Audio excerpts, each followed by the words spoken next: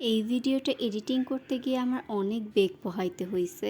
কারণ আমি যেই কয়বারই এডিটিং করতে বসছি আর যেই কয়টা মিউজিক অ্যাড করছি প্রত্যেকটাতেই আমি কপিরাইট ক্লেম খাইছি। গত ১ বা ২ মাস আগেও আমি ভিডিওতে মিউজিক অ্যাড করছি কিন্তু কোনোটাতেই কপিরাইট ক্লেম ছিল না।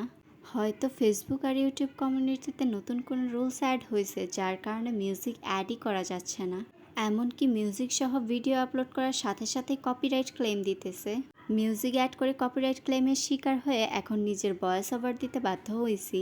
আর ফ্রেন্ডস, আপনারা কষ্ট করে শুরু থেকে শেষ পর্যন্ত আয়নাটার ফুল রিভিউ দেখবেন।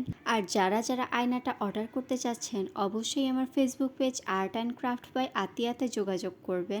এই আয়নাটার প্রাইসটা একটু কস্টলি, কারণ আয়নাটা ডেকোরেশন করতে গিয়ে আমি স্টোন ওয়ার্ক করছি আর বিভিন্ন ব্র্যান্ডের রং ব্যবহার করছি। আর আয়নাটা একটু ভালোভাবে ভার্নিশ করা যাতে গ্লাস শাইন লুকটা আসে। তো সব কিছু মিলিয়ে আয়নাটা মোটামুটি কস্টলি। তো যারা যারা নিতে চাচ্ছেন অবশ্যই আমার ফেসবুক পেজে যোগাযোগ করবে। সো ফ্রেন্ডস, এইটা ছিল আয়নাটার ফুল রিভিউ।